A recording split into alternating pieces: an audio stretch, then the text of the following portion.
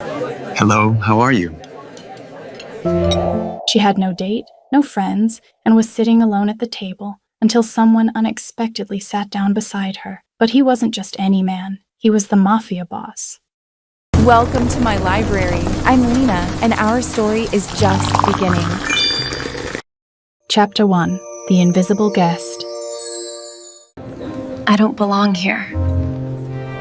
There's something oddly peaceful about being completely alone in a room full of 200 people. I discovered this about 15 minutes ago, standing in the corner of what might be the most beautiful wedding venue I've ever seen. All soft lighting and silk draping and flowers that smell like they were flown in from somewhere exotic just this morning. And I've realized that when you're not trying to belong, you can actually just observe. And people watching at rich weddings is honestly premium entertainment. The venue is stunning, the kind of place you see in magazines and think, that can't be real. Except it is real, and I'm standing in it holding champagne. I'm nursing slowly because it's actually good, and I might as well enjoy something about tonight. I'm here because my cousin managed to marry into a family that makes my relatives look like we shop at discount stores, which we do, but that's beside the point. I watch couples glide past in their designer everything. Everyone moving like they've rehearsed this, like they know exactly where to stand and who to talk to and how to hold their champagne glasses at the perfect angle. And I'm fascinated by it, by the choreography of wealth and connection. It's like watching a ballet, except everyone's pretending they're not performing. The ceremony was beautiful in that way that makes you hold your breath a little. My cousin looked genuinely happy, which was nice to see. Her new husband looked at her like she hung the moon, and I sat in the back row actually enjoying the sincerity of it, even if everything around it felt designed by a luxury wedding magazine. Now we're at the reception, which is somehow even more elaborate, and I've perfected the art of looking engaged while actually planning my escape route. I give it another hour before I can slip away without seeming rude. Maybe less if I'm lucky. Terrible speech, wasn't it? The voice comes from directly beside me, low and accented with something that sounds Eastern European, and I turn to find a man I definitely didn't hear approach now occupying the space next to me like he's been there all along. He's tall, easily over 6 feet, with dark hair styled with just enough precision to look intentional, and eyes that are such a pale gray they're almost unsettling. He's wearing a suit that fits him like it was made specifically for his body, perfectly tailored to shoulders that suggest he's not just rich, but also dangerous. And there's something about the way he stands, completely still but radiating controlled power, that makes every instinct I have scream that this man is not safe. "I'm sorry?" I manage, because my brain is still processing the fact that someone is actually talking to me. "The best man's speech." He gestures toward the microphone where said best man is still rambling about college adventures that probably shouldn't be shared in mixed company. Terrible. He's been talking for 8 minutes about things no one cares about. Someone should stop him. I glance back at the best man, then at this stranger, and something reckless in me decides to be honest. I stopped listening after minute 3. The corner of his mouth twitches. Might be amusement. Smart. He doesn't introduce himself, doesn't ask my name, just stands there next to me like we've made some kind of silent agreement to endure this together, and I notice something strange happening around us. People are looking, not obviously, but those sideways glances that people think are subtle but really aren't, and the whispers start almost immediately. "Do you always just appear next to random women at weddings?" I ask, because the silence is getting heavy and I need to know if I should be concerned. "No," he says simply. "Usually, I avoid them entirely." "Weddings or women?" "Both." There's definitely amusement in his voice now, but today I'm making an exception. "Lucky me." "Yes," he agrees, and something about the way he says it makes it sound less like a joke and more like a statement of fact. "You are." I should probably be offended by the arrogance, should definitely be more cautious about engaging with a stranger who radiates danger like cologne. But instead, I find myself intrigued, because most men at events like this either ignore me completely or approach with transparent intentions. And this man is doing neither. He's just standing here, existing in my space, and somehow making it feel like he's doing me a favor. "I'm Roman," he says after a moment, still not looking at me. His eyes are scanning the room with the kind of focus that suggests he's cataloging every exit and potential threat out of habit. L, he repeats, and something about my name and his accent does things to my nervous system that I'm absolutely not ready to examine. "You're related to the bride?" "Cousin." distant enough that I could have skipped this without causing offense, close enough that skipping would have been noticed and commented on for the next 5 family gatherings. Ah, there's understanding in that single syllable. Obligation attendance. Is there any other kind? No. He glances at me for the first time since sitting down, and the full force of those pale eyes is almost physical, but most people pretend there is. The best man finally finishes his speech to polite applause, and the DJ starts playing something that's probably supposed to be romantic but sounds generic. Couples drift toward the dance floor, and I'm suddenly very aware that Roman hasn't moved, hasn't made any indication that he's planning to move. He's just staying here next to me, and the whispers around us are getting louder. You're making people nervous, I observe. Good. Why good? He turns to face me fully now, and I realize he's even more imposing up close. There's a scar along his jaw that somehow makes him more attractive instead of less, and his eyes hold the kind of intelligence that suggests he's already figured out more about me than I've said out loud. Because nervous people leave you alone, he says, and I have no interest in being interrupted. Interrupted from what? This, he gestures between us. Whatever this is. My heart does something complicated in my chest. You don't even know me? No, he agrees. But I'd like to. You've been standing here for 30 minutes looking like you'd rather be anywhere else, making observations about everyone around you with this expression that suggests you find all of this faintly ridiculous, and not once have you tried to network or impress anyone or do any of the things people usually do at weddings like this. You've been watching me for 30 minutes? Yes, the directness of it should be creepy, should send me running for the exit. But instead, it's doing the opposite, making me feel seen in a way I haven't been in a very long time. That's a little stalkerish. Perhaps. He doesn't sound remotely apologetic. But you noticed me too. I start to protest, then stop. Because he's right. I did notice him earlier, during the ceremony, sitting 3 rows ahead of me, the only person in the entire venue who looked as bored as I felt. And I'd wondered who he was, what he was doing here. Why someone who clearly didn't want to be at a wedding would bother attending. See? There's satisfaction in his voice. We're both observers, both here because we have to be, both pretending we're not counting the minutes until we can leave. The difference is, I'm not pretending anymore. And what are you doing instead? Sitting next to the most interesting person in this room. He says it like it's obvious, like there's no other possible answer, and hoping you'll decide I'm worth talking to. I almost laugh. Because this entire conversation is surreal. You don't know anything about me. I know enough. Roman shifts slightly closer. Not enough to be inappropriate, but enough that I can smell his cologne.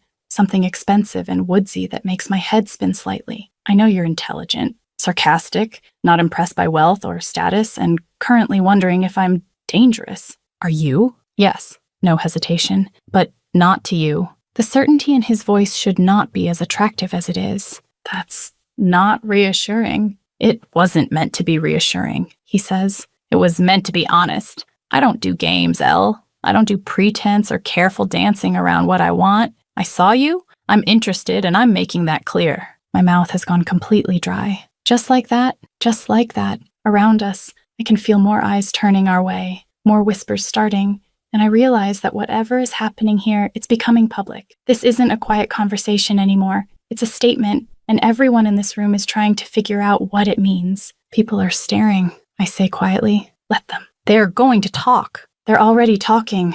Roman's voice is calm, unbothered. The question is whether you care. Do I? I should care. Should be worried about what people think, about the speculation and gossip that's definitely going to reach my cousin. But looking at Roman, at this dangerous, interesting man who chose to sit next to me out of everyone here, I find that I don't care at all. I should probably go, I hear myself say, even though it's the last thing I actually want. Should you? Roman's eyes hold mine. Or are you just used to leaving before anyone can decide you don't belong? The accuracy of that statement steals my breath, and I realize he's seen through every defense I have in less than an hour. You don't know me well enough to say that. Maybe not, he agrees, but I'd like to. Stay, Elle, at least until the cake is cut. Give me that much time to convince you I'm worth the risk of whatever happens next. It sounds too good to be true, which means it probably is. But I'm tired of being invisible, tired of standing alone at events where I don't belong. And if this beautiful, dangerous man wants to see me, wants to know me,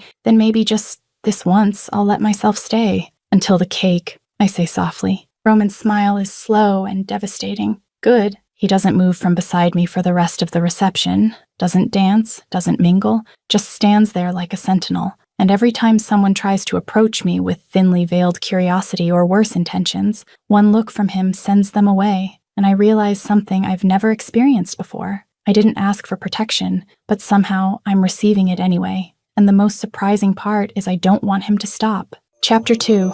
The Deliberate Choice. Why me? Why me?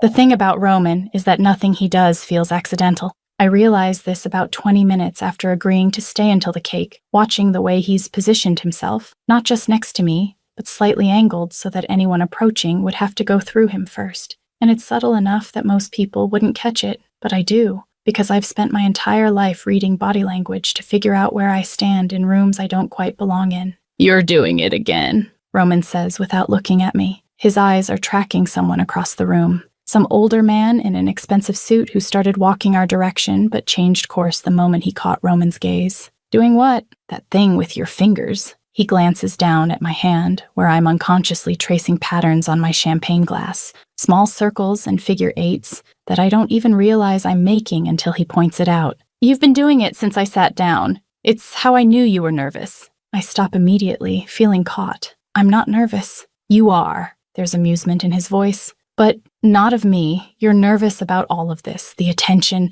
the whispers, the fact that people are trying to figure out who you are and why I'm sitting with you instead of literally anyone else in this room." He's not wrong. The whispers have gotten louder in the past 20 minutes. I can feel eyes on us constantly now, and I've counted at least 5 people who've pulled out their phones to presumably text someone about what they're witnessing. "Does that bother you?" I ask. "Being the subject of gossip?" "No." Roman takes a sip of his drink. Some amber liquor that looks expensive. I'm always the subject of gossip. It comes with the territory. But usually I'm alone when people talk. This is the first time in years I've given them something interesting to speculate about. "And I'm the interesting thing?" "You're the only interesting thing," he corrects, finally turning to look at me fully. "Everyone else here is predictable.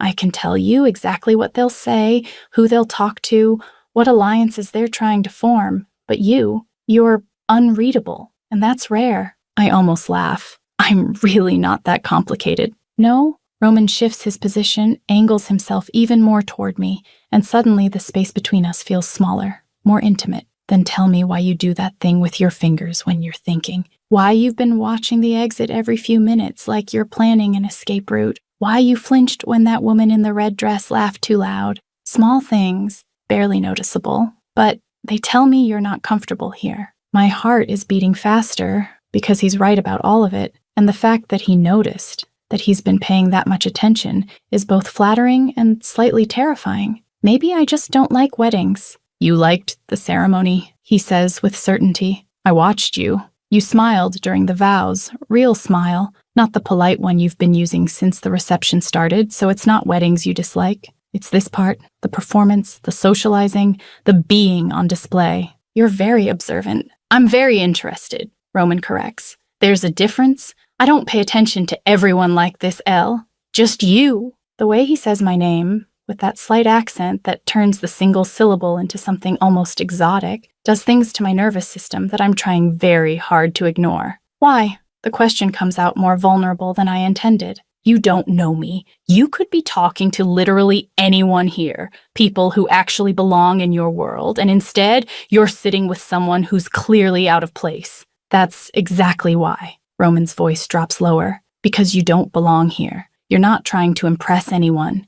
You're not networking or social climbing or doing any of the things everyone else is doing. You're just existing, watching, and being completely honest about finding all of this slightly absurd." "You think I'm judging everyone?" "No," he shakes his head. "I think you're understanding everyone. And that's different. When that couple argued near the bar, you didn't look scandalized. You looked sympathetic. When the bride's mother started crying during the father-daughter dance, you smiled like you got it. You're not judging. You're just seeing people clearly. And most people in rooms like this work very hard to not be seen clearly." I don't know what to say to that, because he's describing something I didn't even know I was doing. And the accuracy of it is unsettling. "And that interests you?" "Everything about you interests me." Roman says it so matter-of-factly, like it's the most obvious thing in the world. The way you trace patterns when you're thinking. The way you're currently deciding whether to trust me or make an excuse and leave. The way you're trying to figure out who I am without asking directly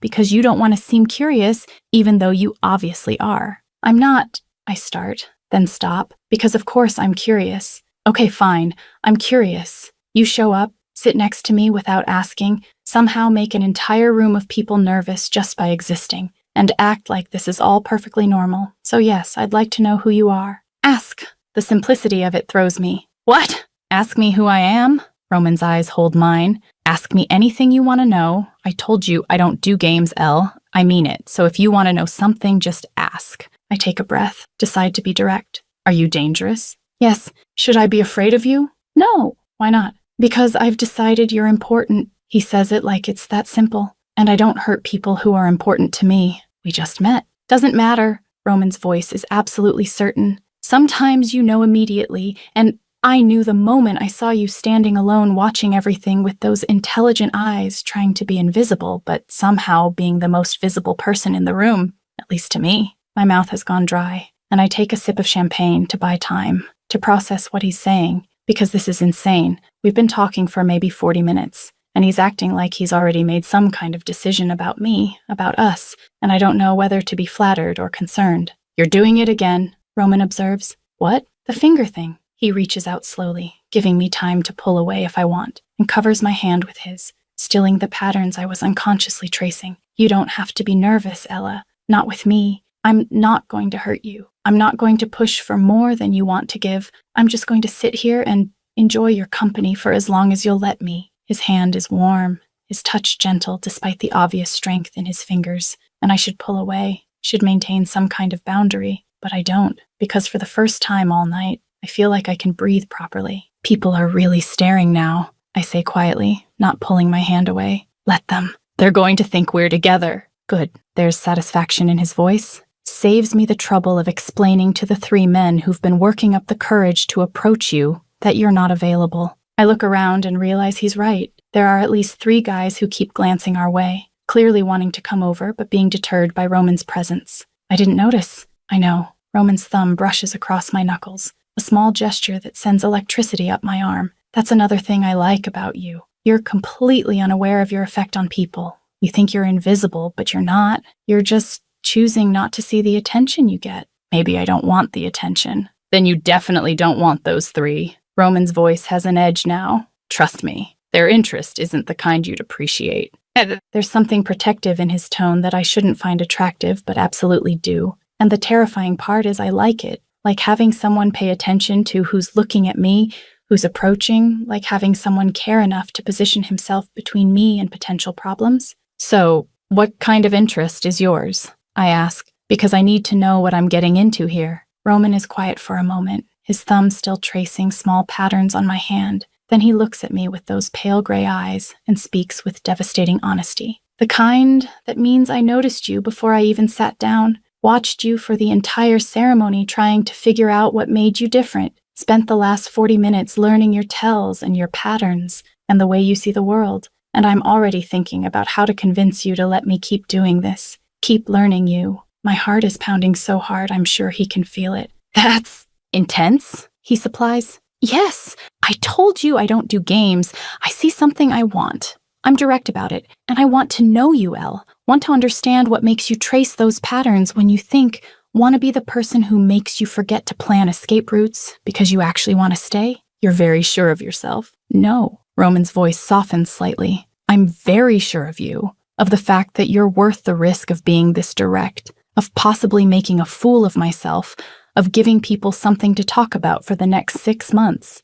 Because 40 minutes with you has been more interesting than the last year of carefully constructed interactions with people who bore me. I should probably say something sophisticated, something that matches the intensity of what he just said, but all I can manage is, I still don't really know who you are. Roman smiles, slow and slightly dangerous. Then let me buy you dinner after this. Let me explain why people are nervous, why they're whispering, why your cousin's new husband looked vaguely panicked when he saw me sitting with you. And after I tell you everything, you can decide if you still want this, want me, or if you'd rather go back to being invisible. And if I choose invisible, then I'll respect that. he says, and I believe him, but I'll be disappointed because I think you're tired of being invisible, Elle, tired of watching from the corners, and maybe, just maybe, you want someone to see you. He's right, and the fact that he knows it, that he can read me this well after less than an hour, should be terrifying, but instead it feels like relief, like finally someone understands.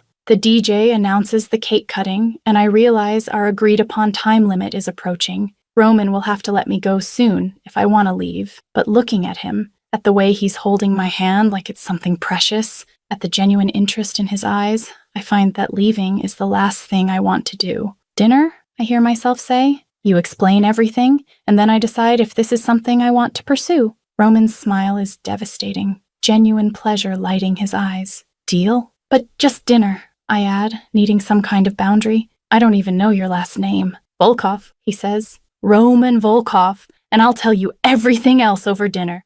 No secrets, no games, just honesty. Volkov. Even I know that name, have heard it whispered at family gatherings with a mixture of respect and fear, and suddenly the nervous glances, the whispers, the way people have been giving us a wide berth all make perfect sense. Yes, Roman cuts me off gently, but that's a conversation for dinner, when I can explain properly, when you can ask all the questions I know you have. For now, just know that I meant what I said. I'm dangerous, but not to you, never to you. He doesn't let go of my hand for the rest of the reception, and I don't ask him to. Chapter 3, Dangerous Laughter. You're impassable. The cake-cutting ceremony is a production worthy of a Broadway show. I watch as my cousin and her new husband pose with the knife for approximately 47 photos from 7 different angles, the photographer circling them like a wildlife documentarian, capturing rare species in their natural habitat, and I feel Roman's chest vibrate slightly against my shoulder, where he's standing just behind me now, close enough that I can feel the warmth of him. Is he laughing? I ask quietly, not turning around. No, Roman's voice is low, amused. But it's a near thing. How long do you think they rehearsed that smile? Which one? The "we're so in love" smile, or the "please God let this photo shoot and smile"? This time he does laugh, quiet and genuine, and I feel it more than hear it, a rumble that seems to come from deep in his chest, and when I glance back at him, his eyes are bright with something that looks almost like surprise. "Your trouble," he says, but there's no accusation in it, just appreciation. "I'm observant."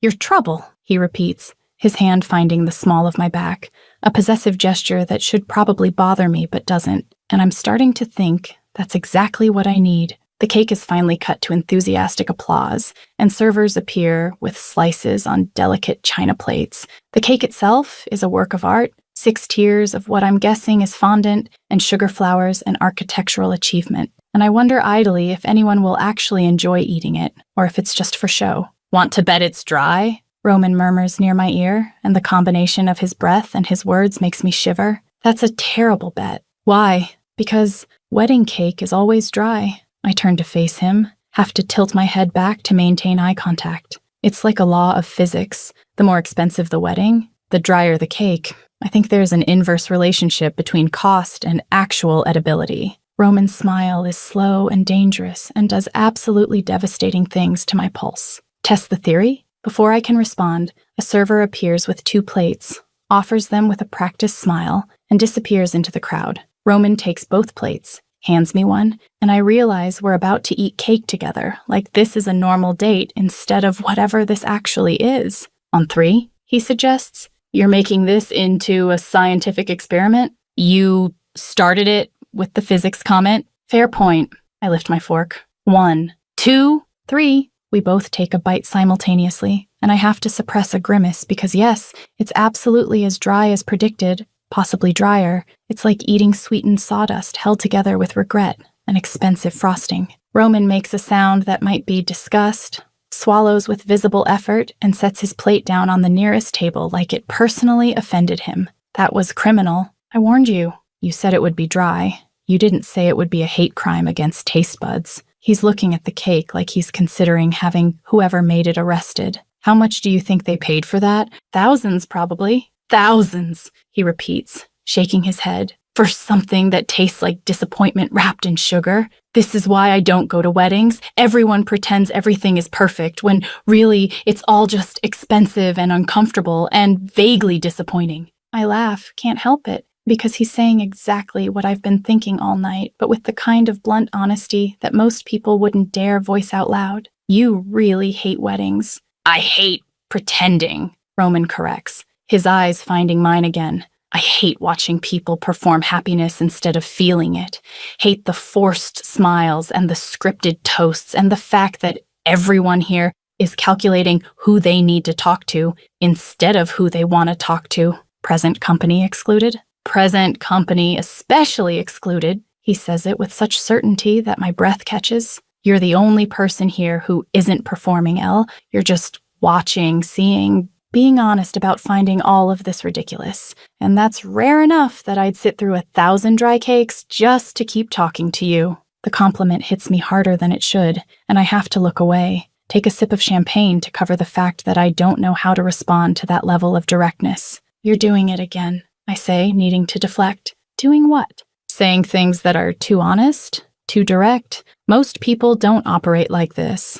I'm not most people. Roman's hand returns to my back, and I'm starting to realize this is just where it lives now. A constant point of contact that he maintains like he needs to make sure I'm still here. And neither are you, so why would we talk to each other like we're most people? He has a point, but before I can say so, a woman in a dress that probably costs more than my education approaches with the kind of smile that doesn't reach her eyes. Roman, she says, her voice saccharine sweet. I didn't know you'd be here tonight. Anna, Roman's tone is polite but cool. The warmth he's been showing me completely absent. Neither did I until this afternoon. Anna's eyes flick to me, assessing, calculating, clearly trying to figure out who I am and why I'm standing so close to Roman. And who's your friend? Ella. I introduce myself before Roman can, because I'm not going to let this woman treat me like I'm invisible just because she doesn't know my name. Elle, Anna repeats, like she's testing how it sounds. Are you family of the bride? Cousin. How nice. But her tone suggests she thinks it's anything but. And how do you know Roman? We just met, Roman answers before I can, his voice carrying an edge now. Was there something you needed, Anna? The dismissal is clear, and Anna's smile tightens, but she recovers quickly. Just being friendly? You know how it is at these things. Everyone talking to everyone. Not everyone, Roman says pointedly. Anna's eyes narrow slightly. Then she forces another smile and drifts away, and I can practically feel the gossip forming in her wake. Friend of yours? I ask once she's out of earshot. Business associate's wife. Roman's hand tightens slightly on my back. And someone who's about to learn that interrupting me is a bad strategic move. You didn't have to be so cold to her. Yes, I did. He looks down at me, and there's something fierce in his expression. She was calculating, trying to figure out if you were important enough to be polite to, or if she could dismiss you, and I don't tolerate people dismissing you. I can handle myself. I know you can, Roman says, but you shouldn't have to. Not here. Not with me standing next to you. Anyone who wants to speak to you goes through me first, and if they can't be respectful, they don't get access. It's possessive and probably overprotective, and I should definitely push back against it, but instead I find myself asking, why? Why what? Why do you care if people are respectful to me? We just met. I'm nobody important. I'm just your cousin's random +0 at a wedding. You're not nobody. Roman's voice drops lower, more intense. You're the most interesting person I've met in years, and if people can't see that, if they want to judge you based on whether you belong in their little circles, then they don't deserve to talk to you at all. My heart is doing that complicated thing again, and I need to change the subject before I do something stupid like kiss him in the middle of my cousin's reception. So, that's your play? Intimidate everyone into being nice to me? If necessary, he says, completely serious, though most people are smart enough to take the hint after one look. Anna's just slow. I laugh despite myself. You're ridiculous. I'm effective, he counters. There's a difference. And you're smiling. So clearly, my ridiculous methods are working. I'm smiling because you look so serious about protecting me from social awkwardness. It's not just social awkwardness. Roman's expression shifts, becomes more serious. It's about respect, Elle. You deserve to be treated with respect. And anyone who can't manage that basic courtesy doesn't get to be in your space. That's not negotiable. The intensity in his voice steals my breath, and I realize this isn't just about tonight. This is how he operates, how he views the world, in clear hierarchies of who matters and who doesn't, and somehow, impossibly, I've ended up in the category of people who matter. You're very black and white about things, I observe. Yes? No hesitation. Life's too short to waste time on people who don't add value. I learned that a long time ago. You either matter or you don't, and the people who matter get everything. The people who don't get nothing.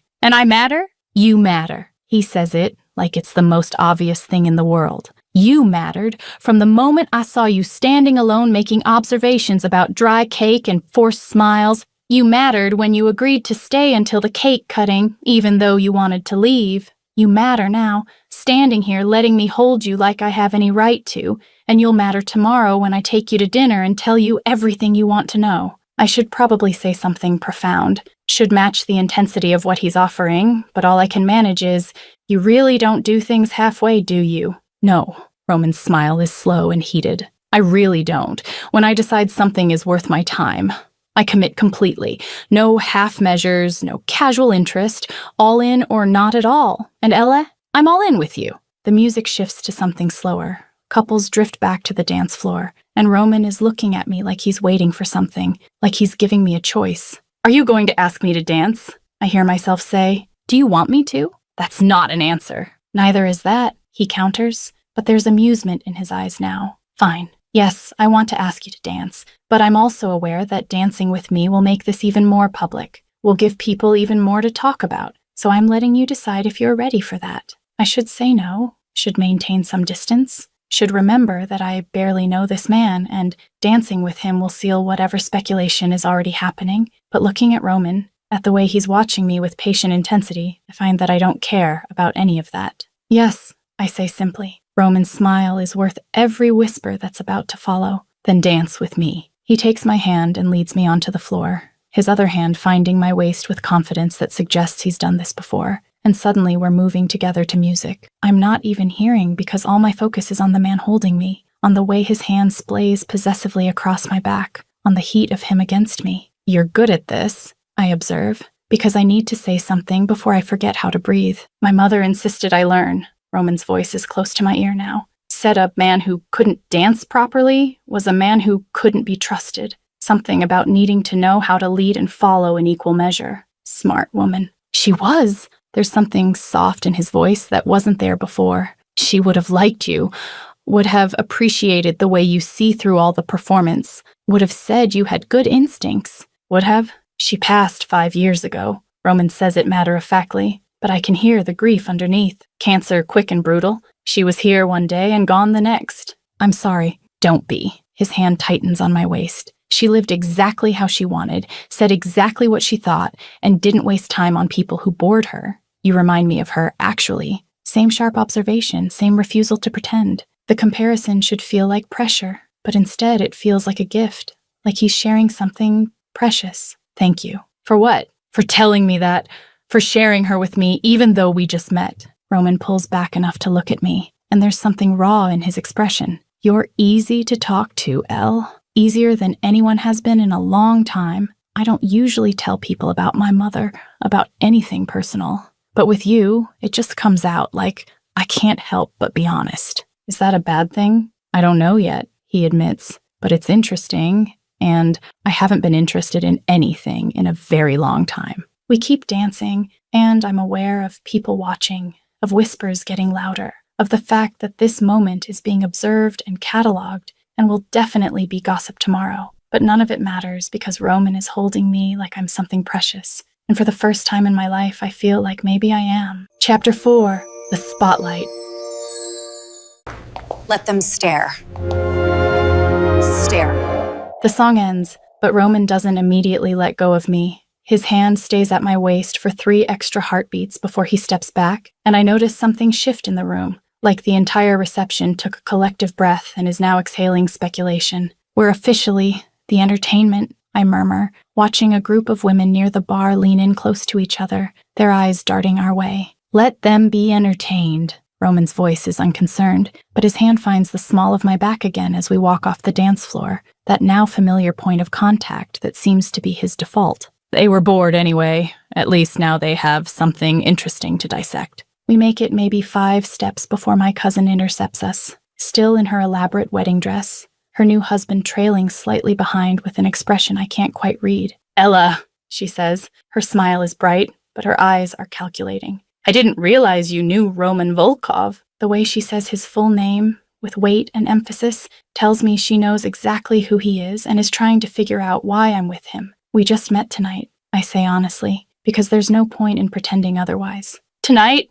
my cousin repeats, her eyes flicking between us. "At my wedding." He has excellent timing, I offer, and Roman makes a sound beside me that might be amusement. "Jessica," Roman addresses my cousin with polite coolness. "Beautiful ceremony. Congratulations." "Thank you." Jessica's smile is still in place, but there's tension underneath. "I'm just surprised to see you here. I didn't realize you and Thomas knew each other well enough for wedding invitations." "We don't," Roman says simply, and I watch Thomas, the groom, shift uncomfortably. But business connections have a way of expanding social circles, and I decided at the last minute that attending might be worth my time. The implication hangs in the air, that he came because he wanted to, not because he was particularly invested in their marriage, and I see Jessica processing this, trying to figure out what it means. "And you're spending time with my cousin." Jessica's tone is light, but pointed. "I am," Roman confirms. "She's excellent company." "Ella's always been good at observing," Jessica says, and I can't tell if it's a compliment or a dig. "She's very quiet, very watchful." "I prefer perceptive." Roman's voice drops a degree in temperature, and I find her conversation to be anything but quiet. Jessica's smile tightens, and Thomas clears his throat, clearly wanting to move this interaction along. "Well, we should continue making rounds," Thomas says, his hand finding Jessica's elbow. "Lots of guests to greet, but it was good to see you, Roman." "Thomas," Roman nods once, dismissive, and I watch my cousin and her new husband retreat with more haste than is probably polite. "That was awkward," I observe once they're out of earshot. "That was Thomas, realizing he's uncomfortable with my presence at his wedding," Roman corrects. "He invited me out of obligation, expected me to send a gift and decline, and now he's dealing with the fact that not only did I show up, I'm making myself very visible with someone he can't quite place. Why is he uncomfortable?" "Because I'm not supposed to draw attention." Roman's eyes follow Thomas across the room. "Men like me, we operate in shadows.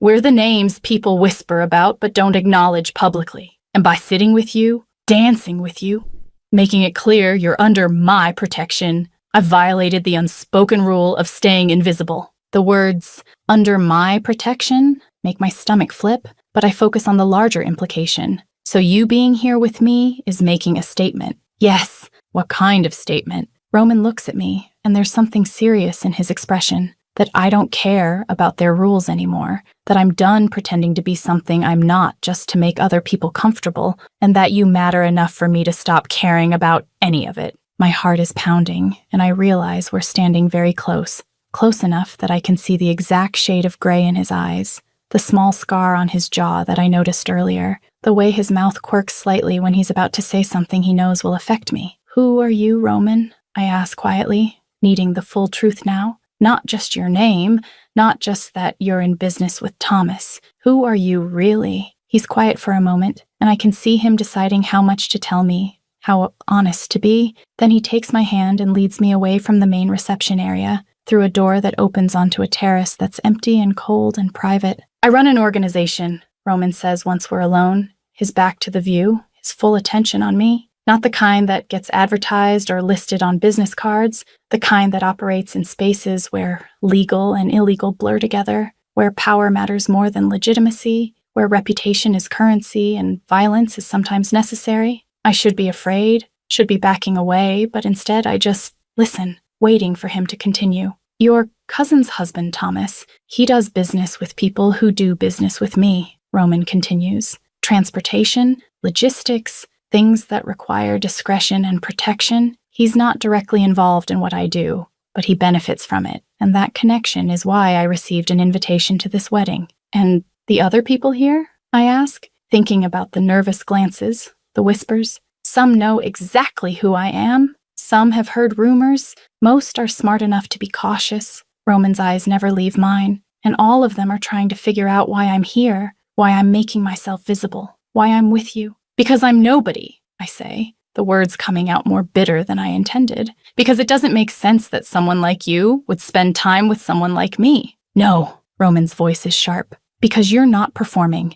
Because you're real in a room full of people who aren't. Because when I sat down next to you, you didn't try to impress me or use me or calculate what I could do for you. You just talked to me like I was a person. And that's rare enough that I don't care what anyone thinks about it. I want to believe him, want to take his words at face value, but reality is pressing in now. The reality of who he is, what he does, the danger that probably follows him everywhere. This is a lot, I admit quietly. I know. Roman takes a step closer. And if you want to leave, if this is too much, I'll respect that. I'll walk away right now and you'll never have to see me again. But I'm hoping you don't. His voice drops lower. I'm hoping that knowing who I am, what I do, doesn't change the fact that for the past 2 hours we've connected in a way I haven't experienced in years. I'm hoping you'll still have dinner with me. Still let me tell you everything you want to know. Still give this a chance. I look at him. Really look at him, at this dangerous man who's been nothing but honest with me, who's protected me from uncomfortable interactions,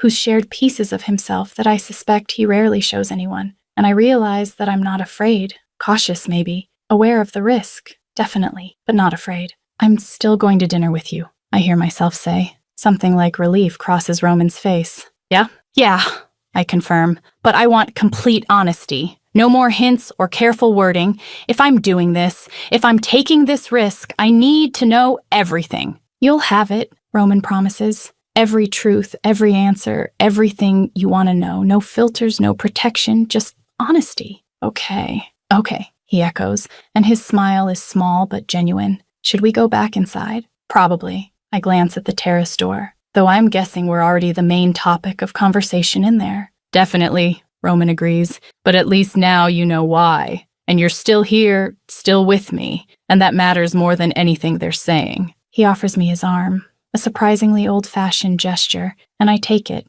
letting him lead me back into the reception where I can feel every eye in the room track our entrance. My cousin is watching from across the room, her expression a mixture of concern and curiosity. Thomas is talking to a group of men, but his attention keeps drifting our way, and at least 24 people have their phones out, presumably documenting this for later discussion. Ready? Roman asks quietly. No, I admit, but let's do it anyway. His smile is worth every uncomfortable stare that follows. Chapter 5.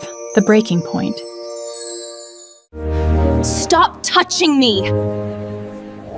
The party shifts into full gear around midnight, the formal dinner giving way to open bar and dance music that's too loud and the kind of loosened inhibitions that come with free champagne and dimmed lights, and I realize this is the part of weddings I truly dislike, when everyone stops pretending to be civilized and starts revealing who they actually are. Roman stays close, his presence a constant anchor in the chaos, and I watch as people get progressively drunker, louder, more willing to say things they'll regret tomorrow. Jessica has changed into a shorter dress for easier dancing. Thomas has loosened his tie, and the carefully curated elegance of the ceremony has devolved into something messier, more honest, more uncomfortable. You hate this part, Roman observes, his hand finding its usual place at the small of my back. Is it that obvious? Only to someone paying attention. He glances around the room with barely concealed distaste. And I agree, this is when people stop being interesting and start being predictable, drunk,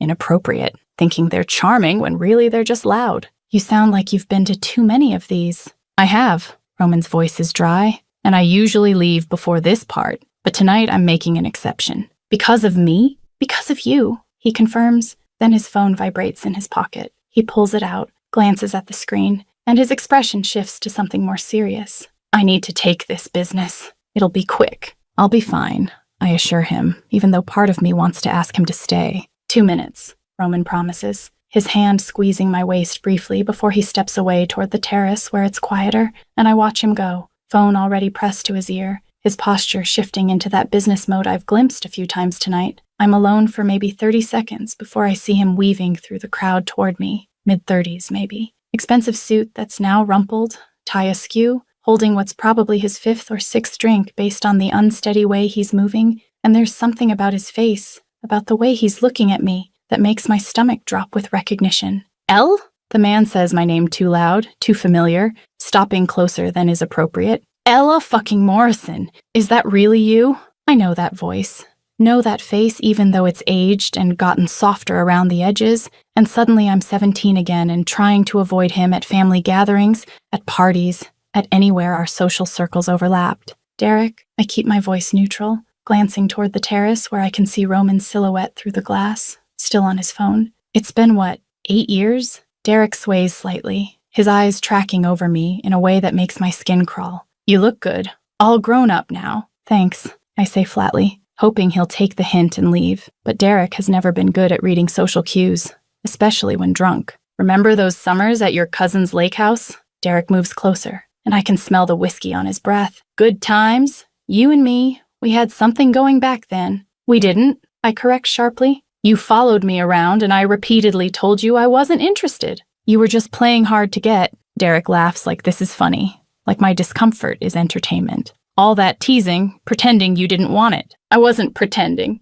My voice is ice now. I genuinely didn't want it. Never did. I look toward the terrace again, willing Roman to finish his call, but he's turned away from the windows, still deep in conversation with whoever's on the other end. Come on, Ella. Derek reaches out, his hand catching my waist with too much familiarity. Don't be like that. We're both adults now. We can finally do what we should have done back then. I freeze, every muscle in my body locking up because Derek's hand is on me, pulling me closer. And suddenly I'm 17 again and trying to get away from him at a party, pushing him off, hearing him laugh like my refusal was flirting, and the memory makes me feel sick. Let go, I say clearly, loud enough for people nearby to hear. Why? Derek leans in, his face too close to mine. We can do it like the old times, remember? You always said no, but you never really meant it. I always meant it. I push at his chest, but he's heavier than I am, drunker than I realized, and his grip tightens on my waist instead of releasing. Sure you did. Derek's other hand starts moving up my side, past my waist, and I feel panic rising because this is happening in public, at my cousin's wedding, and people are starting to notice, but no one's intervening. They're just watching. And Derek's hand keeps moving higher, and I push harder, but he won't let go. Derek, stop! His hand reaches my ribs, continues up toward my busto, and I see his intention clear now. Derek is going to grope me in the middle of this reception, is going to put his hands where they absolutely don't belong, and I'm pushing and trying to twist away, but he's got me caught, and his hand is almost there when suddenly Derek isn't touching me anymore. Roman has him by the collar, yanks him away from me with controlled force that doesn't look violent, but absolutely is. And suddenly Derek is against the wall by the bar, Roman holding him there with one hand, his other arm extended to keep me behind him, protected, and I realize Roman must have seen through the terrace windows, must have dropped his call the second he noticed what was happening. What the fuck? Derek starts, but Roman's hand shifts to his throat, not choking, just holding, a reminder of how easily he could. You don't touch her. Roman's voice is quiet. Conversational almost, but there's something underneath that makes the hair on the back of my neck stand up. Not now, not ever. Are we clear? Who the hell are you?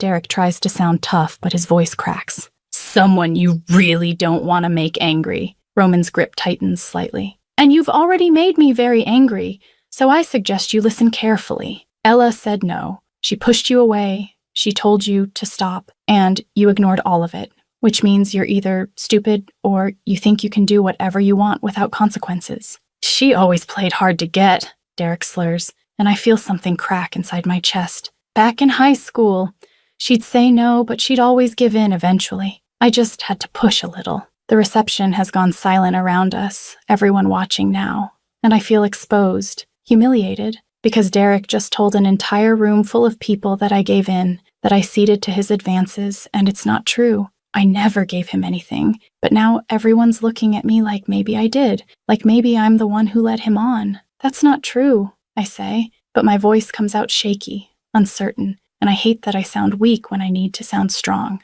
Ella always acted like she was too good for everyone, Derek continues, talking to Roman now like I'm not even here. But she wasn't, she just wanted to be chased, wanted to feel special, and I was happy to oblige. I feel tears burning behind my eyes. And I absolutely cannot cry here, cannot break down in front of 200 people who are now witnessing my complete humiliation. So I do the only thing I can think of. I turn and walk toward the exit, moving fast, needing to get out before anyone sees me fall apart. Behind me, I hear Roman's voice, low and deadly. You're going to leave this wedding right now. You're going to tell anyone who asks that you're sick, and you're never going to speak to Elle again. Not at parties, not at family events, not anywhere.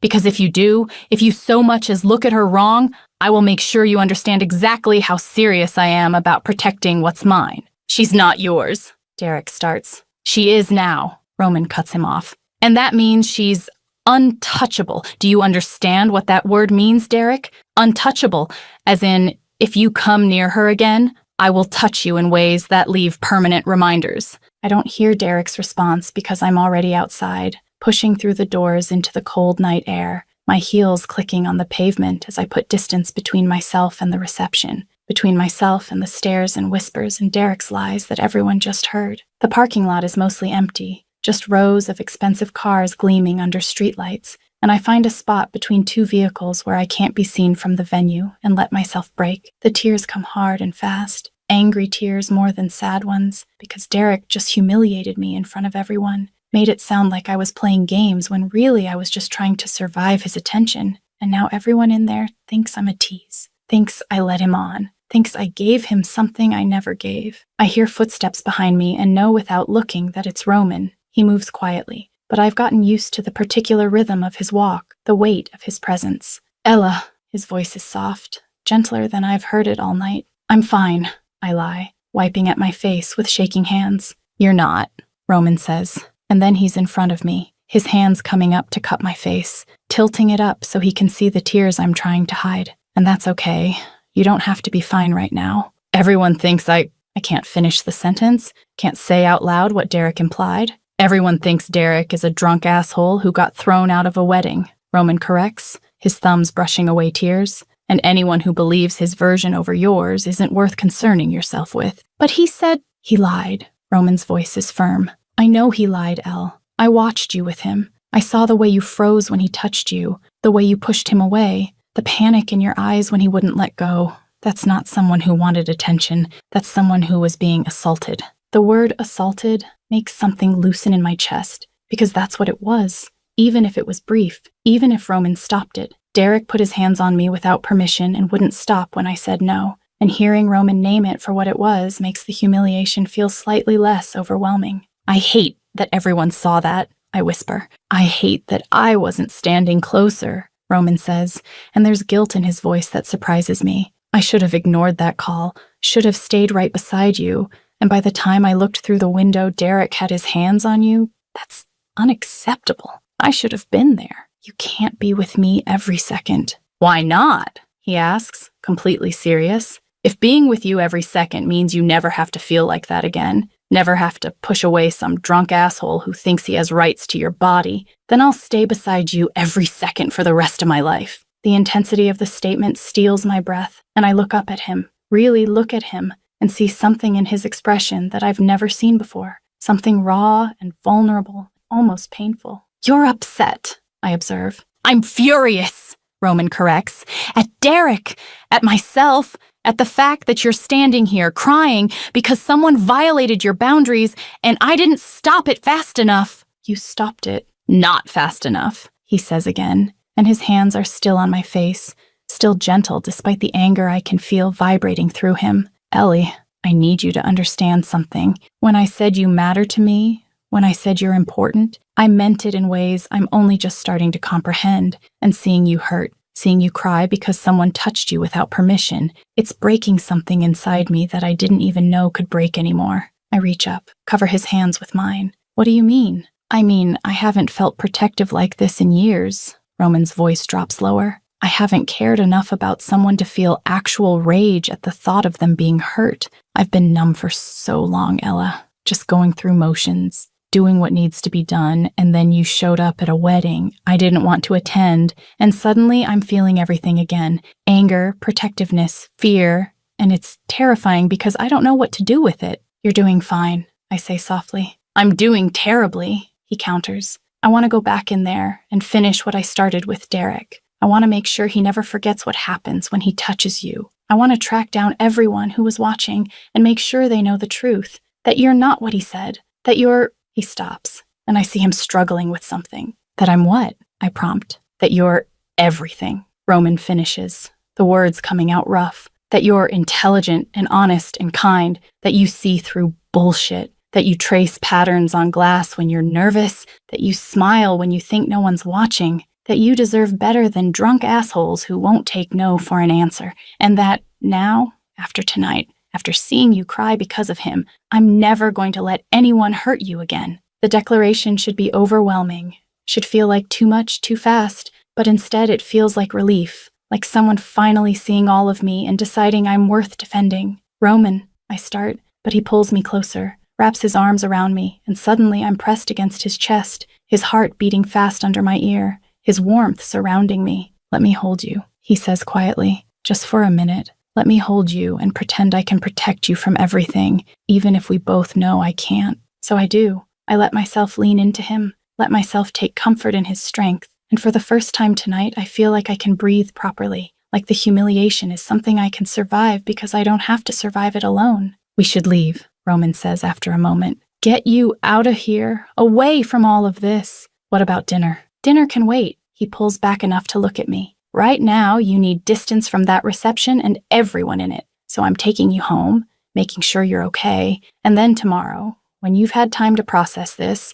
we'll talk about everything else. You don't have to. Yes, I do. Roman cuts me off gently. Elle, taking care of you isn't an obligation. It's a choice I'm making because you matter, because seeing you hurt makes me hurt, and because I need to know you're safe before I can think about anything else. I nod, not trusting my voice, and Roman keeps one arm around me as he walks me to his car, a sleek black, extremely powerful and beautiful. And I realize that tonight changed something fundamental between us. We went from intriguing strangers to something else, something deeper and more complicated and potentially dangerous. But looking at Roman as he opens the car door for me, seeing the concern in his eyes and the barely controlled rage still simmering underneath, I realize I don't care about the danger, because for the first time in my life, someone is choosing to stand beside me, to defend me, to care about my pain like it's their own. And that's worth any risk. Chapter 6.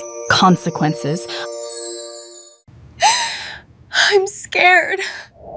I discover I'm the subject of citywide gossip 3 days after the wedding when my phone buzzes with a text from a friend I haven't spoken to in 6 months, asking if I'm seriously dating Roman Volkov and if I've lost my mind. That's the first indication that the wedding incident didn't stay contained within that venue, and over the next hour, my phone lights up with increasingly invasive questions from people I barely know, acquaintances reaching out with thinly veiled curiosity, distant relatives asking if I'm safe and if they should be concerned. And by noon, I have 17 missed calls and an inbox full of messages that range from genuine worry to blatant gossip seeking. I turn my phone off and try to pretend this isn't happening, try to pretend that Derek's hands on me weren't real, that the humiliation of everyone watching wasn't real, that the feeling of being completely exposed and vulnerable in front of 200 people isn't replaying in my head on an endless loop. The panic attack hits around hour 2 of staring at my ceiling. My chest gets tight and my breathing goes shallow. And suddenly, I'm back in that reception with Derek's hands moving up my body and everyone watching and doing nothing. And I have to remind myself that Roman stopped it, that Derek is gone, that I'm safe in my apartment, but my body doesn't seem to believe it. When there's a knock on my door, I almost don't answer because I'm not in any state to see anyone. My eyes are red from crying. I'm wearing pajamas at 2 in the afternoon, and I probably look like I've been through a war, which emotionally I have. But then I hear Roman's voice through the door saying, Ella, I know you're there. Your neighbor told me you came home an hour ago, and something in me breaks because of course he's here. Of course he tracked me down, and I don't know if I want to see him or hide from him or both. I open the door, and the words come out before I can stop them. How did you find where I live? I have resources, Roman says. And then he actually looks at me, really looks, and his expression shifts immediately. What happened? Nothing happened, I say, but my voice is shaky and unconvincing. Ella, everyone knows. The words tumble out, too fast, too panicked. Everyone is calling and texting and asking if I'm okay and if I know who you are and if I need help. And I turned my phone off, but I can still feel it buzzing, can still see all the messages piling up, and I don't know how to handle this, Roman. I don't know how to be the person everyone is suddenly interested in. Roman's jaw tightens. Can I come in? I should say no, should send him away, should deal with this alone like I always deal with everything, but instead I step back and let him in, closing the door behind him with shaking hands. My apartment is small and cluttered, and I'm suddenly self-conscious about the books stacked everywhere, and the mismatched furniture, and the fact that this is so clearly not the kind of space Roman normally occupies, but he doesn't seem to notice or care. He's too busy looking at me like I'm something fragile that might break. "Sit down," he says gently, guiding me to the couch. "I'm fine." "You're not." Roman sits beside me, close but not touching. "Tell me what happened. All of it." And somehow, impossibly, I do. I tell him about the messages and the calls and the panic attack and the way I keep replaying Derek's hands on me and everyone watching. And Roman listens without interrupting, his expression getting darker with every word. I keep thinking about how everyone saw. I finish, my voice breaking slightly, how they all watched him touch me and no one did anything until you got there. And now they're all calling, pretending to care, but really they just want the story, want to know what it's like to be involved with you, and I can't breathe properly. Because my whole life just changed and I didn't ask for any of this. There's a long silence, and then I realize what I just said, how I just blamed Roman for something that isn't actually his fault. "God, I'm being such a bitch," I say, pressing my hands to my face. "You saved me from Derek. You literally pulled him off me and made sure he won't come near me again. And I'm sitting here acting like you're the problem when really you're the only reason I'm not still dealing with his hands on me." "You're not being a bitch." Roman's voice is soft. "You're processing trauma. There's a difference." "No, I am," I insist, looking at him now. "You've been nothing but honest and protective and kind, and I'm sitting here overwhelmed and scared and taking it out on you when you don't deserve it. I'm sorry, Roman. I'm sorry for being difficult about this when you literally saved me." I'm scared." The admission comes out in a rush. I'm scared of how fast everything changed. I'm scared of being visible when I've been invisible my whole life.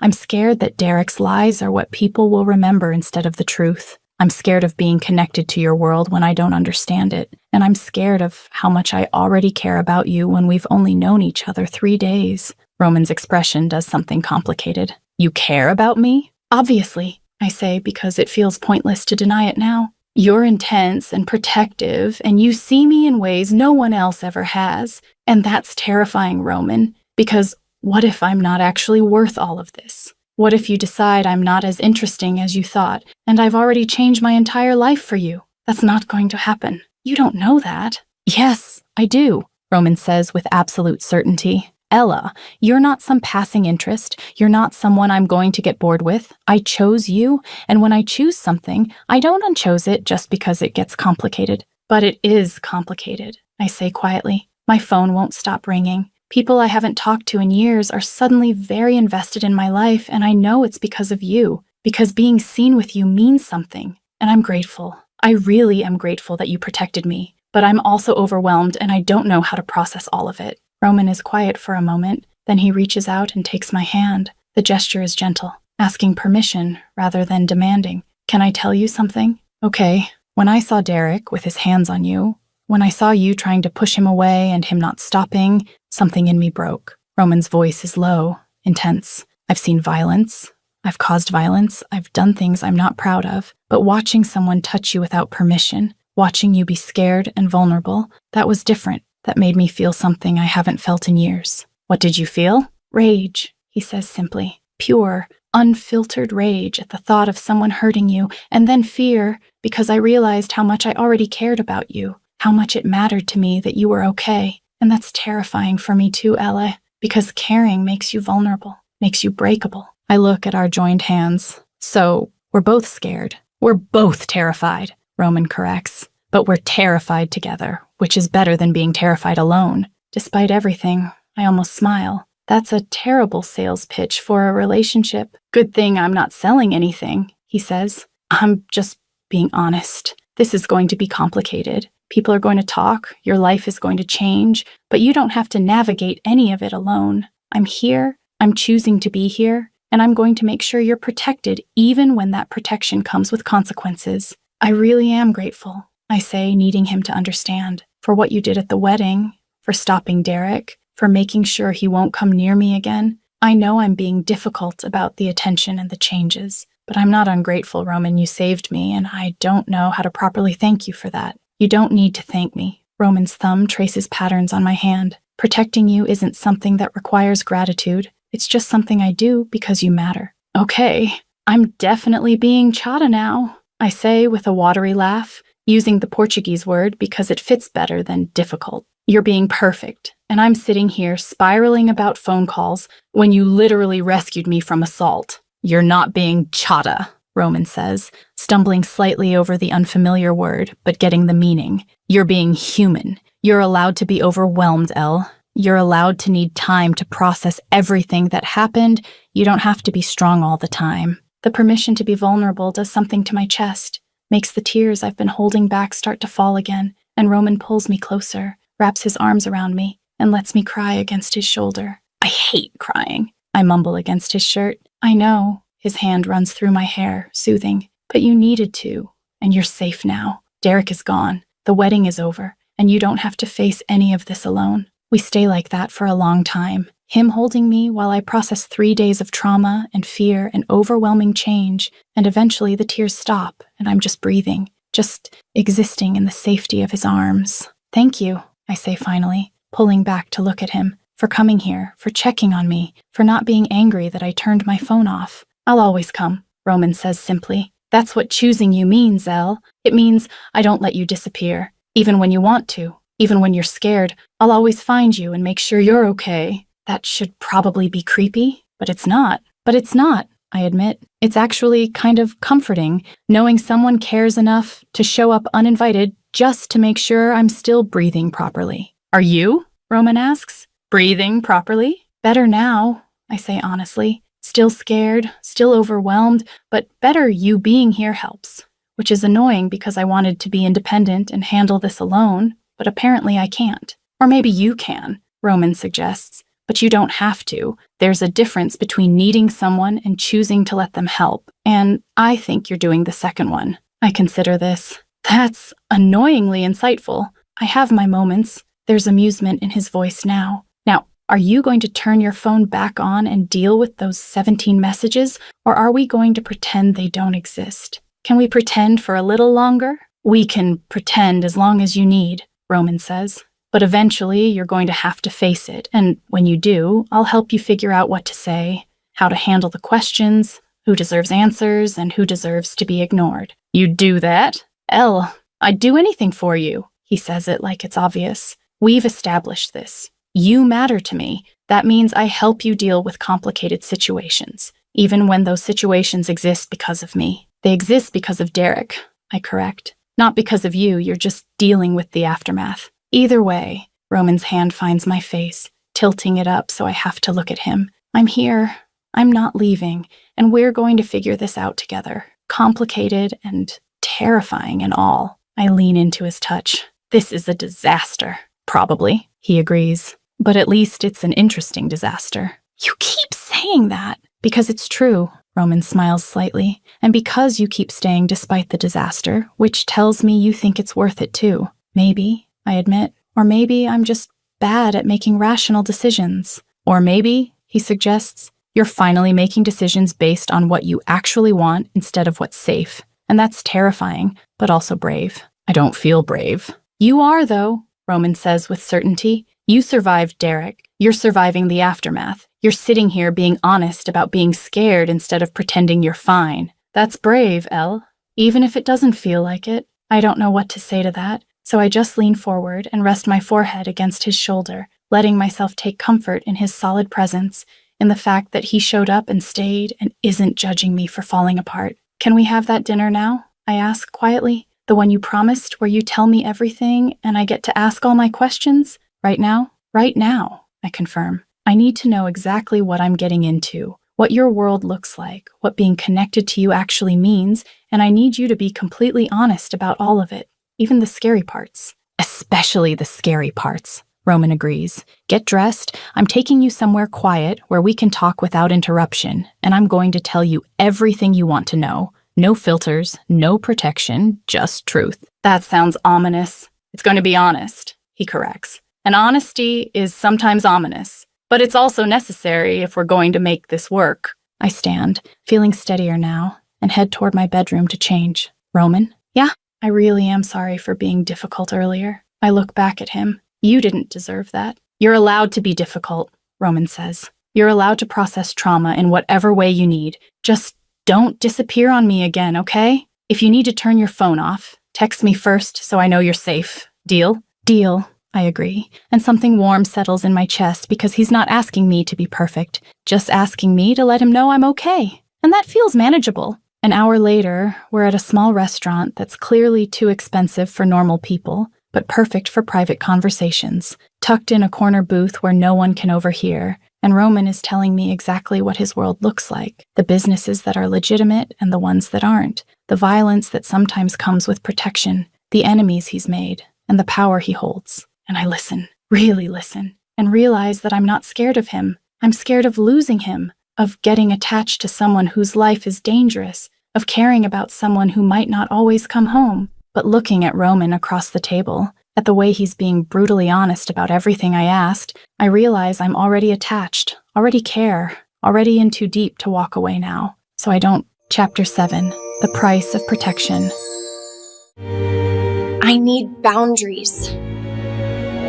I'm at the coffee shop 2 blocks from my apartment when I realize that being connected to Roman Volkov comes with a very specific price, and that price is being watched. It's been 5 days since our dinner, 5 days of increasingly frequent texts and 2 more meals where Roman explained his world with brutal honesty, and I thought I understood what being with him meant, but apparently I missed a crucial detail, which is that his protection extends to surveillance. I noticed the man first, sitting 3 tables away with a newspaper he's not actually reading because his eyes keep flicking to me. He's maybe 30, wearing casual clothes that are just a bit too nice for this neighborhood. And when I get up to order another coffee, he shifts his position slightly to maintain line of sight. I'm being followed, or protected, or both, and I can't decide if I'm annoyed or touched or some complicated combination of the two. Ella Morrison? I turn to find a man standing beside me at the counter. He's about my age, attractive in a completely non-threatening way, wearing a business suit and holding a coffee that suggests he's on his way to work somewhere nearby.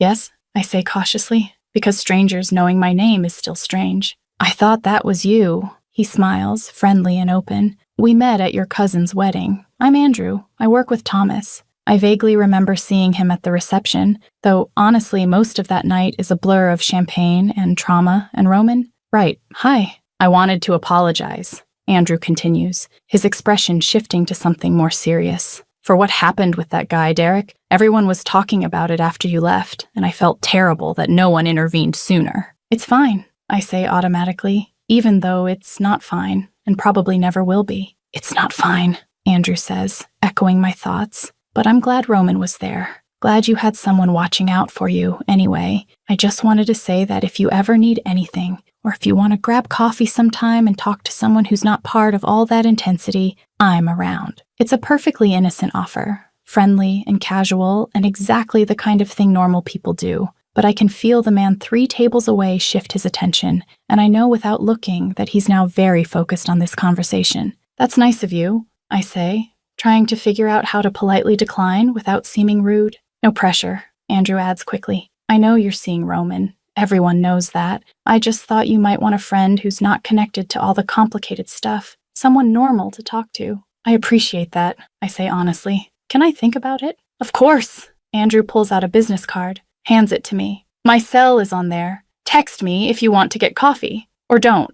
Either way, it was good to see you looking better than you did at the wedding. He leaves with a friendly wave, and I'm left holding his business card and feeling the weight of surveillance from 3 tables away, and I realize that this is my life now, being approached by well-meaning men while Roman's people watch to make sure nothing threatening happens. I finish my coffee quickly and head home. My phone buzzes halfway there with a text from Roman. Roman, someone gave you a business card. I almost laugh, because of course he already knows. Of course his surveillance team reports directly to him. Me. His name is Andrew. He works with Thomas. He was being friendly. Roman. He wants more than friendship. Me. You don't know that. Roman. Yes, I do. Men don't offer coffee to women they just want to be friends with. Me. That's a very cynical view of human interaction. Roman. That's a realistic view of male behavior. Are you going to call him? I stop walking, stand in the middle of the sidewalk, and type my response carefully. Me. I don't know. Should I not be allowed to have coffee with other men?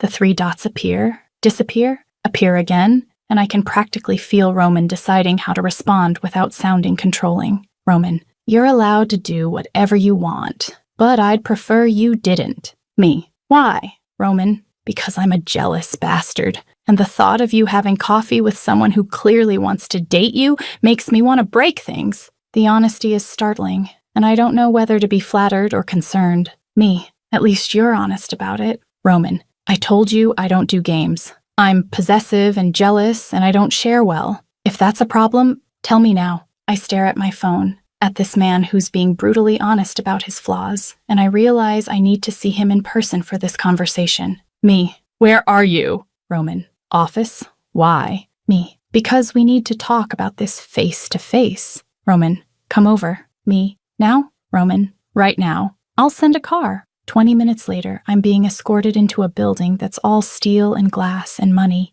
riding an elevator to the top floor where apparently Roman runs his legitimate businesses, and when the doors open, I'm greeted by a receptionist who looks unsurprised to see me. Miss Morrison, Mr. Volkov is expecting you. Last door on the right. I walk down a hallway that feels too quiet, too expensive, and push open the door to find Roman behind a massive desk, looking every inch the powerful businessman in a perfectly tailored suit. Elliot, he stands immediately. What's wrong? Nothing's wrong. I close the door behind me. But we need to talk about boundaries. Roman's expression is carefully neutral. Okay, you're having me followed, I say directly. I'm having you protected, he corrects. There's a difference. Is there? Because from where I'm standing, a man watching my every move and reporting back to you feels an awful lot like surveillance. It's protection, Roman says again, his voice firm. Ella, you're connected to me now. That makes you a target. Having someone nearby who can intervene if something goes wrong isn't surveillance.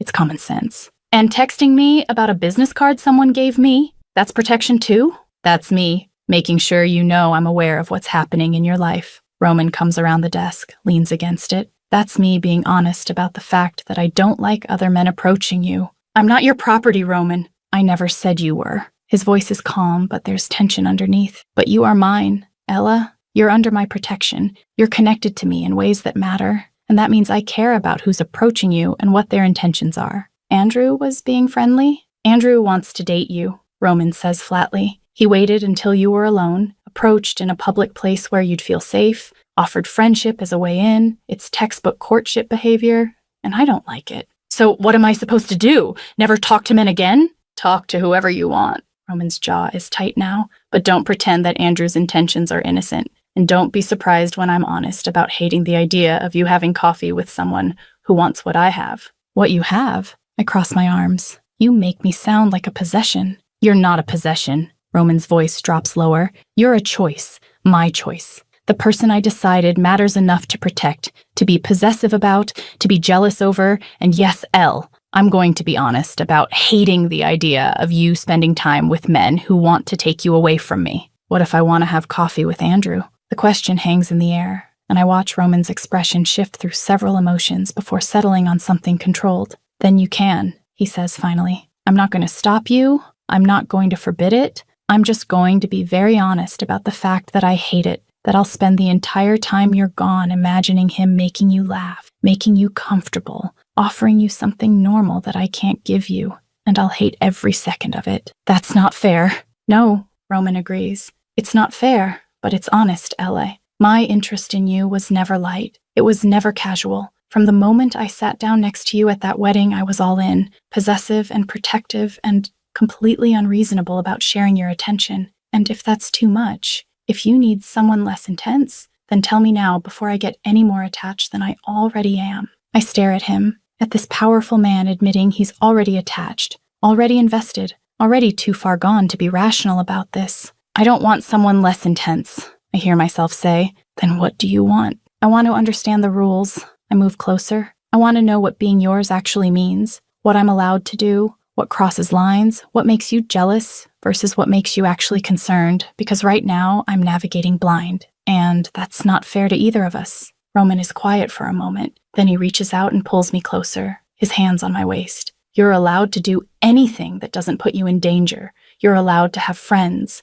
male or female. You're allowed to have coffee with people. You're allowed to live your life, but I'm going to be jealous, he admits. I'm going to hate watching other men try to get close to you. I'm going to be possessive and unreasonable, and I'm going to be very honest about all of it because I don't know how to pretend I'm fine with sharing your attention when I'm not. That's exhausting. Probably. Roman's thumb traces patterns on my waist. But it's also honest, and I'd rather be exhaustingly honest than pretend I'm something I'm not. I look up at him, at the tension in his jaw and the vulnerability in his eyes, and I realize he's giving me a choice. He's being clear about what being with him means, and now I have to decide if it's worth it. I'm not going to have coffee with Andrew, I say finally. Because I don't want you to? Because I don't want to, I correct. Because I'm not interested in him. Because I'd rather spend time with you. Because your jealousy is flattering even when it's overwhelming. But, Roman, you can't text me every time a man talks to me. That's not sustainable. What if he was being threatening? He wasn't. But what if he was? Roman's voice is intense now. What if the next man who approaches you isn't friendly? What if he knows you're connected to me and decides you're a way to get to me? What if something happens and I could have prevented it by paying attention? I see it clearly now, the fear underneath the possessiveness. He's not just jealous, he's terrified something will happen to me, and the surveillance isn't about control. It's about keeping me safe in a world that's more dangerous than I understand. Okay, I say softly. Okay, what? Okay, I understand now. I reach up, touch his face. You're not trying to control me, you're trying to protect me. And sometimes that looks like jealousy, but really it's fear. And I get it, Roman. I understand why you need to know I'm safe. Something in his expression cracks. You're not angry? I'm not thrilled about being watched, I admit. But I understand why. And I appreciate that you're being honest about it instead of pretending you're not jealous. So here's the deal. You can have someone nearby for safety, but you don't get to interrogate me about every man who speaks to me unless there's an actual threat. Agreed. Agreed. Roman pulls me closer. And Elle? Yeah? Thank you for understanding, for not running, for being reasonable about my completely unreasonable possessiveness. I'm not being reasonable, I say. I'm being realistic. You told me your interest wasn't light. I'm just now understanding exactly what that means. And you're still here. I'm still here, I confirm, and then because I can't help it, I add, though your jealousy is kind of hot when it's not being overwhelming. Roman's smile is slow and dangerous. Is it? Unfortunately, yes, I admit, which is probably a character flaw on my part, or excellent taste, he suggests. And then he's kissing me. Finally, after days of tension and conversation and careful navigation, he's kissing me like he's been holding back and can't anymore. And I kiss him back because apparently I'm just as invested in this disaster as he is. When we break apart, we're both breathing hard, and Roman's forehead rests against mine. No more coffee offers from other men, he says. No more interrogations about innocent conversations, I counter. Deal. Deal, I agree. And I realize that we're figuring this out, messily and imperfectly, but we're doing it together. And that's worth every complicated moment. Chapter 8, The Truth Between Them. I choose you. We end up at Roman's place after the office, not because anything was planned, but because neither of us wanted to leave, wanted to break the fragile intimacy that formed after that kiss, and now I'm sitting on his balcony overlooking the city while he pours wine neither of us is really going to drink. Tell me something, I say when he joins me, handing me a glass. Something true that you don't usually tell people. Roman settles into the chair beside me, and for a moment he's quiet, just looking out at the lights below like they hold answers. I'm lonely, he says finally. I have power, money, influence, people who work for me and enemies who fear me, but I'm profoundly lonely, and I have been for years. The admission steals my breath. Why? Because power isolates. Roman's voice is soft, honest. People treat you differently when they know what you're capable of, when they know that crossing you has consequences. They become careful, calculated. They show you the version of themselves they think you want to see. And after a while, you forget what genuine connection even feels like. I think about this, about what it must be like to have everyone perform for you. Is that why you sat next to me at the wedding? Because I wasn't performing? Yes, he looks at me now. You were just existing, being yourself, not trying to impress anyone or use anyone, just watching and seeing people clearly. And that was so rare, so valuable, that I couldn't help but want more of it. More of me being unimpressive, I ask with a slight smile. More of you being real, Roman corrects. More of someone who looks at me and sees a person instead of a reputation. More of conversations that aren't transactions, more of feeling like I exist beyond what I can do for people. I set down my wine glass. Can I tell you something true too? Please. I chose to be invisible, I say, the words coming out slowly. Everyone thinks I was just overlooked, just the quiet cousin who didn't matter, but really I made myself invisible on purpose because being seen felt dangerous. Being seen meant people had expectations, meant they could be disappointed, meant I could fail at being what they wanted. Roman's expression shifts with understanding. So, you protected yourself by disappearing. Yes, I admit. And it worked. I was safe and alone and completely invisible, but I was also miserable. And I didn't even realize how miserable until you sat down next to me and decided I was worth seeing. You were always worth seeing. Roman's voice is firm. You just needed someone who was willing to look past the performance to find you. But that's terrifying, I say quietly. Being seen means being vulnerable, means someone can hurt you, means you can't hide anymore. And I've been hiding for so long that I don't know how to be visible without being scared. You're doing it right now, Roman points out. You're sitting here being completely honest with me about your fears. That's not hiding, Elle. That's the opposite of hiding. It feels like hiding, I confess. Like if I'm honest enough, you'll see all the broken parts and decide I'm not worth the effort after all. Not possible. Roman reaches out, takes my hand. I've seen you scared and overwhelmed and crying in a parking lot. I've seen you angry and confused and trying to process trauma. I've seen the broken parts, Elle, and they don't make me want you less. They make me want to protect you more. That's not healthy, I say, but there's no heat in it. Maybe not, Roman agrees, but it's honest, and we're being honest tonight, so here's more honesty. I don't want you because you're perfect. I want you because you're real, because you let me be real too, because when I'm with you, I don't have to be the dangerous crime lord or the powerful businessman. I can just be Roman, and that's something I haven't experienced in years. I feel tears burning behind my eyes again. I don't know how to do this. Do what? Be vulnerable with someone, I clarify. Let someone see me, all of me, without trying to manage what they see or control how they react.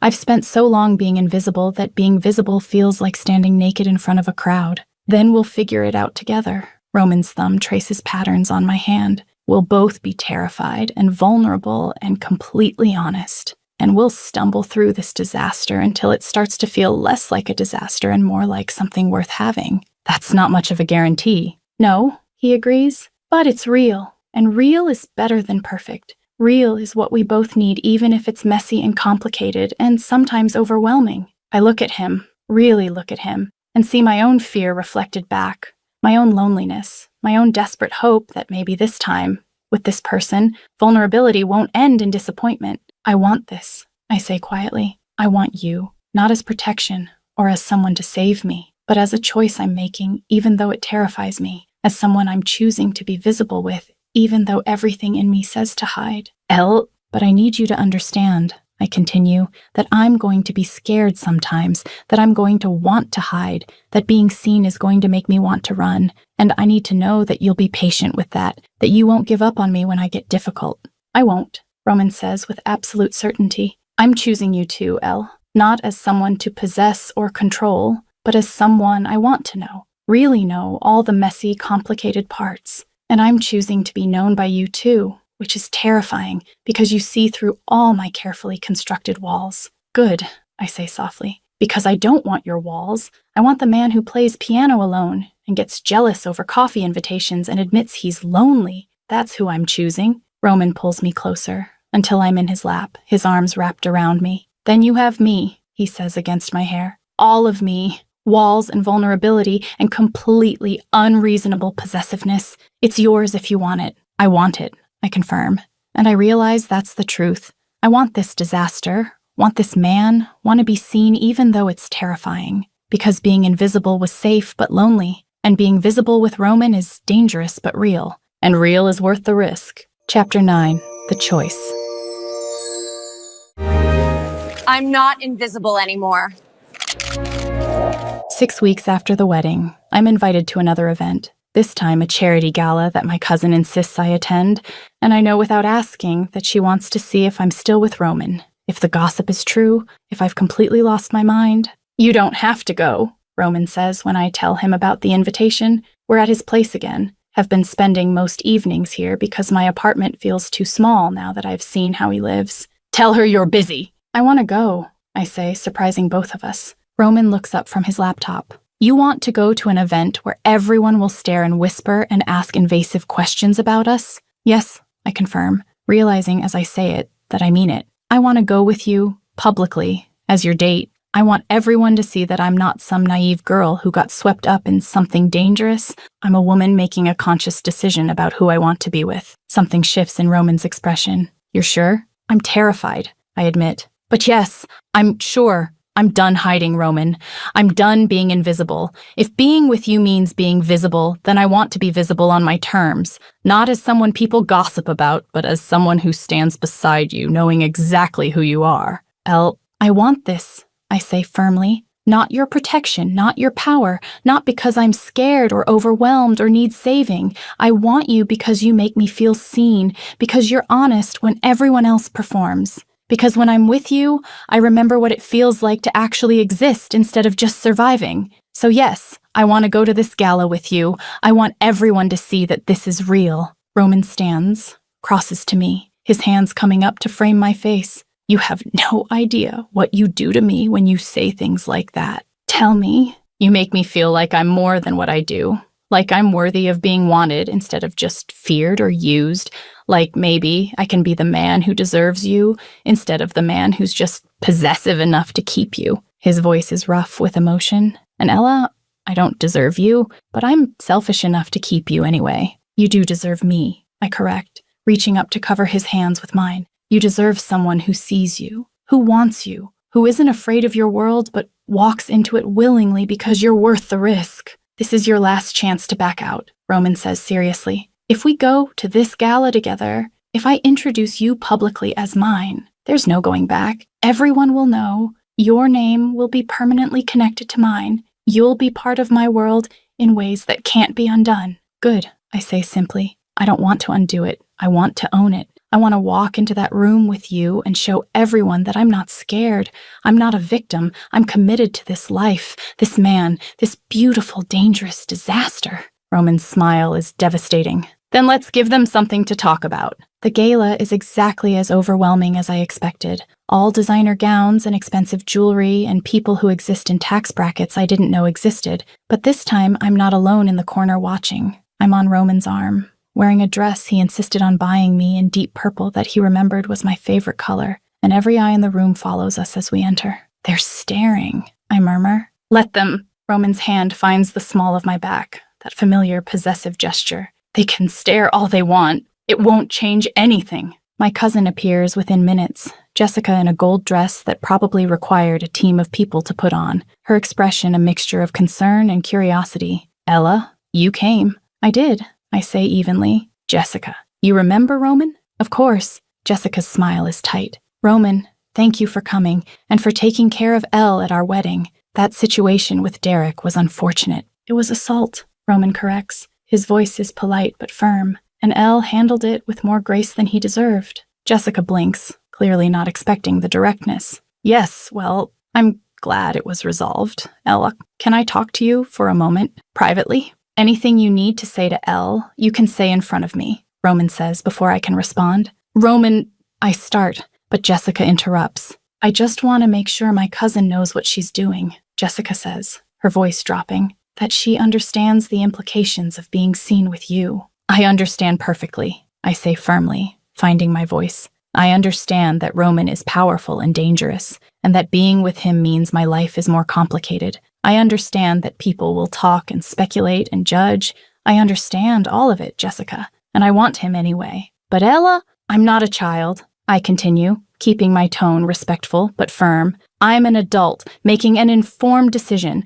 Roman has been nothing but honest with me about what his world looks like, and I'm deciding to be part of it, not because I'm naive or reckless, but because he's worth it. Jessica looks between us, clearly trying to figure out if I'm being coerced, or if I actually mean what I'm saying. You really care about him. I really do, I confirm, and feel Roman's hand tighten slightly on my back. Then I hope you know what you're doing, Jessica says finally. Then she leans in closer. But Ella, if you ever need anything, if you ever want out, call me, okay? No judgment, just call. I appreciate that, I say honestly, but I won't need it. Jessica nods, still looking uncertain, and drifts away to greet other guests, leaving Roman and me alone in the middle of the ballroom. You didn't have to do that, Roman says quietly. Yes, I did. I look up at him. I needed her to know, needed everyone to know that this is my decision, that I'm not some victim who needs rescuing. I'm a woman who found someone worth the risk and decided to take it. Ella Morrison,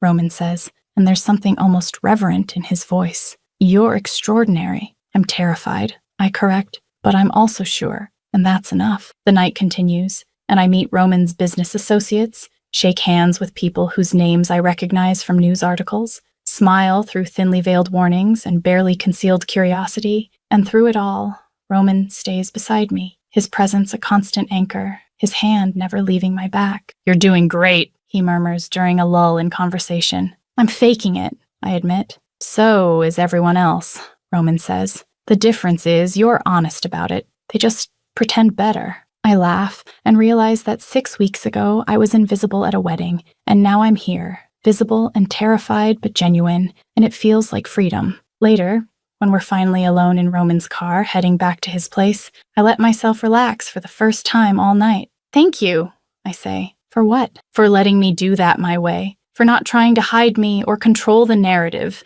for just standing beside me and letting me handle it how I needed to. That's what partnership is, Roman says, his hand finding mine. I protect you, but I don't control you. There's a difference. I'm learning that, I admit, then add, I told my cousin I'm with you by my own decision. I heard. And I meant it, I continue. I'm with you, Roman Volkov, with full knowledge of what that means, of the danger and the complications and the possessive jealousy. I want all of it because you're worth it. Roman pulls the car over, actually stops in the middle of the road to look at me properly. Say that again. I'm with you, I repeat, meeting his eyes. Is that clear enough? Almost. His hand cups my face. But I need you to know what you're committing to. I need you to understand that I'm going to be possessive and jealous and completely unreasonable about sharing you. I'm going to worry every time you leave my sight. I'm going to have people protecting you even when you think you don't need it. I'm going to be intense and overwhelming and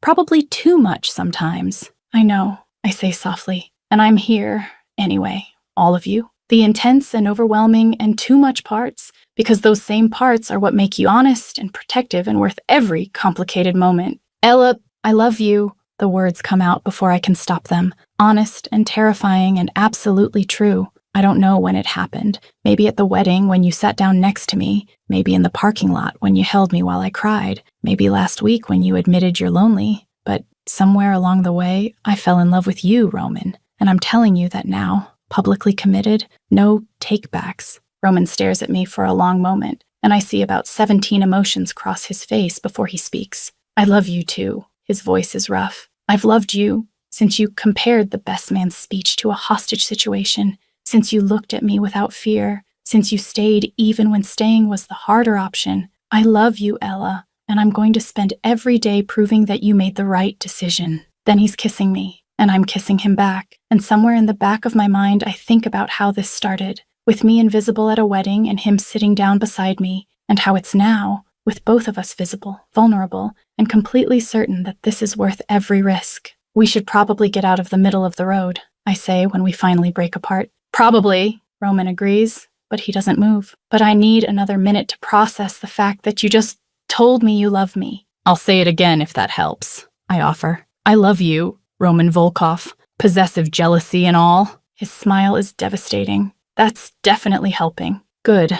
I settle back in my seat. Now take me home so I can continue being with you in private. Home, Roman repeats, and there's something soft in his voice. You called it home. It is home, I realize as I say it. Wherever you are is home now. I want that too. Roman doesn't respond with words, just starts driving again, but his hand finds mine and doesn't let go. And I realize that this is what partnership looks like. Two people deciding to be together, again and again, despite the danger and complications and overwhelming intensity of it all. Ella, Roman says as we pull into his building's garage. Yeah, thank you for staying with me. His voice is quiet, sincere. For seeing me and wanting me anyway, it means more than you know. You picked me first, I remind him. That night at the wedding, you could have sat anywhere, talked to anyone, But you picked the invisible girl in the corner, and that changed everything. Best decision I ever made, Roman says, and I believe him because we're both here, both committed to this, both willing to walk into a dangerous, beautiful future together. And that's worth every risk. Top 3 fun facts Lena hid in the story. 1. Roman kept the napkin that dinner where he explained everything about his world. Elle was so nervous she kept folding and unfolding the napkin into origami without even noticing.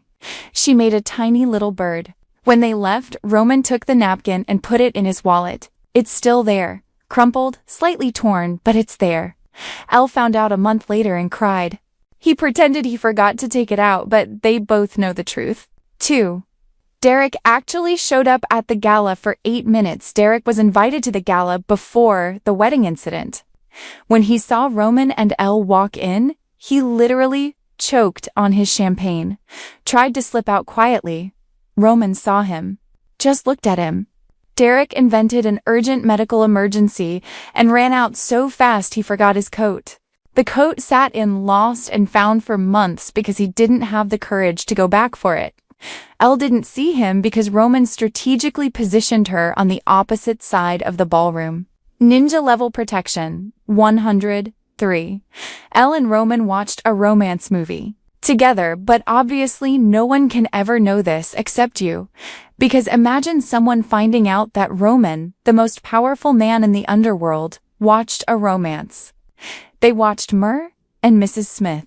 He said, okay, that one was actually good, and shamelessly admitted that it has violence and romance very efficient.